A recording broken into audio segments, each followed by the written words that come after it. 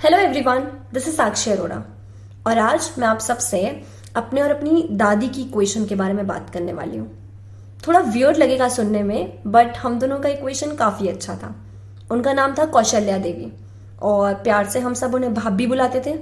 भाभी का मतलब होता है पंजाबी में माँ, और क्योंकि हमारे घर के सब बड़े वही बुलाते थे तो सारे बच्चे भी वही बुलाने लग गए, तो हम सब भाभी भाभी बोलते थे। आई स्टिल रिमेंबर कि कैसे रोज रात को मैं उनका हाथ टाइटली पकड़ के सो जाती थी, इस डर से कि कहीं रात को उठ के वो चली ना जाए। और वो भी चुपचाप सो जाती थी बिना ये बोले कि मेरे हाथ में दर्द हो रहा है, तू छोड़ दे। ऐसा नहीं होता था। और फिर जब मैं बड़ी हुई तो जब एग्जाम्स की वजह से लेट नाइट तक जाग के पढ़ती थी तो वो आके रूम में चेक करती थी कि मैं सोई हूँ कि नहीं। And clearly she was like one of the most beautiful ladies that I have ever seen. मतलब टिपिकल पंजाबी औरत, वाइट सूट और ब्लैक परांदा।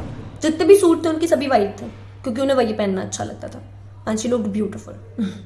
हाँ, एक इंसिडेंट मुझे अभी भी याद है कि जब भी मैं ऐसे मिरर के सामने खड़ी होती थी और खुद को ऐसे बार बार निहार रही होती थी तैयार होते वक्त, तो वो हमेशा मुझे बोलती थी कि इतनी भी सुंदर नहीं लग रही है, जा यहाँ से।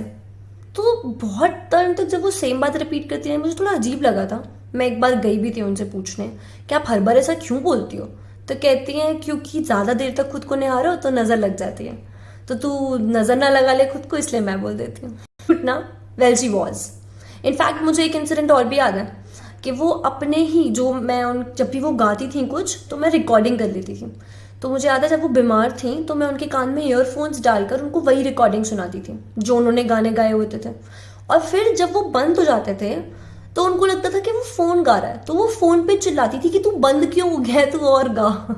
और हम सब हंसते थे बैठ के क्योंकि उनको समझ में नहीं आता था कि जहां वो रुकी थी पिछली बार वो भी वहीं रुक गया है। इनफैक्ट उनकी पंजाबी हरकतों से मुझे याद आया कि एक बार ऐसे ही मैंने उन्हें पूछ लिया था कि दादी, अगर आपका बर्थडे हम सेलिब्रेट करते और मुझे आपको कुछ गिफ्ट देना होता तो मैं क्या देती। तो कहती हैं 2 घी के पीपे। वो चाहती थी कि मैं उनके बर्थडे पे उन्हें कुछ नहीं, बस 2 घी के पीपे ला के दे दूँ, क्योंकि घी और मक्खन में तो प्यार बसता था ना, उनका जान बसती थी उनकी, बहुत प्यारे थे उन्हें वो। घी को वेस्ट करते हुए देख नहीं सकती थी वो किसी को। और मक्खन मक्खन तो भाई साहब, अगर प्लेट में जरा सा लास्ट में बच जाए तो हाथों में ऐसे लेकर पूरा हाथ ऐसे अच्छे से रगड़ के उसे ऐसे लगती था जैसे लोशन लगा रही हूँ बैठ कर। और हाँ, बिल्कुल पंजाबियों की तरह बाथरूम को गुसल खाना बोलती थी। ऐसी थी। मैं 11th में थी जब उनकी डेथ हो गई। काफ़ी टाइम से बीमार थी वो, लेकिन कभी भी माइंड इस चीज़ के लिए प्रिपेयर्ड नहीं था क्योंकि उससे पहले कभी कोई डेथ एज सच विटनेस नहीं की थी मैंने अपने घर में। तो जब वो गई तो बहुत अजीब सा हो गया था सब। इनफैक्ट मुझे याद है कि एक बार जब मैं और मेरी बहन बैठे हुए थे तो उन्होंने हमसे पूछा था कि जब मैं चली जाऊंगी तो मुझे याद करोगे। तो मैंने बोला था भाभी कैसी बातें करती हो यार आप। और अब कभी कभी लगता है कि काश उनको बताती कि मैं उनको बहुत याद करती हूँ। इनफैक्ट आज भी बहुत सारी ऐसी चीज़ें होती हैं जिसमें उनकी याद आ जाती है। Beautiful no, just the way she was. पर हाँ, जब वो गई थी तो मैंने कुछ लिखा था उनके लिए क्योंकि मैं उनको अपनी पोएम सुनाती थी। तो मैंने सोचा था क्यों ना उनके लिए भी लिखी जाए। तो क्योंकि हमारे यहाँ पगड़ियाँ होती हैं तो मैंने वहाँ पे बोली हुई थी। आप सबको भी सुनाना चाहूँगी। अगर आपको अभी तक इंटरेस्ट आ रहा है तो आप पोएम भी सुन सकते हैं ना।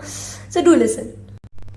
जब से आंखें खोली हैं तब से आपको अपने आसपास ही पाया है। तब से लेकर अब तक आपका चेहरा हमेशा मेरी आंखों में समाया है। आप क्या हो मेरे लिए मैं खुद कभी समझ ही नहीं पाई। मेरी जिंदगी में आपकी अहमियत मैं कभी किसी को बता ही नहीं पाई। मुझे याद है आपको हंसाने के लिए कुछ भी कह जाया करती थी, शब्दों का मोल ही नहीं जान पाई, बस आपकी हंसी मुझे अनमोल नजर आया करती थी। आपसे लड़ने में जो मजा आया वो कभी किसी और के साथ आया ही नहीं। आपका वो क्यूट तरीके से सॉरी बोलने का अंदाज मैंने कहीं किसी और में पाया ही नहीं। आप हमेशा से पास थे ना मेरे, इसलिए शायद आपकी कद्र करना कभी सीख ही नहीं पाई। लगा आप तो हमेशा मेरे साथ मेरे पास रहोगे, आप कभी छोड़ के भी जा सकते हो, ये बात कभी सोच ही नहीं पाई। पर आज आप कहीं नहीं हो, ना उस कमरे में जहाँ मैं आपसे इतना लड़ा करती थी, ना उस रसोई में जहाँ मैं आपको काम करने जाने से रोका करती थी, ना उस गुसल खाने में जिसका नाम भी मैंने आप ही से बोलना सीखा था, और ना ही उस मंजी पर जहाँ पर आपने अपनी ज़्यादातर ज़िंदगी थी बिताई। मैं ढूंढ रही हूँ आपको, पर आप कहीं नहीं मिल रहे। सब कह रहे हैं कि आप मुझसे बहुत दूर चले गए, पर मैं कैसे मान लूँ?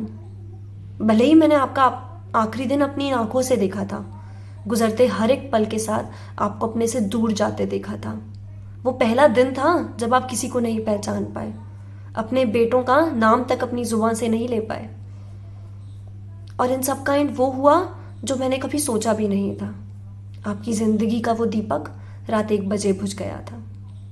आई मिस यू भाभी, I miss you every day and I love you and या वी सेलिब्रेट यू। जब भी हम साथ मिलते हैं तो हमेशा आपकी बातें करते हैं, and that's how we celebrate you. And thank you to all of you जो यहाँ तक पहुँचे मुझे सुनते सुनते। बाय।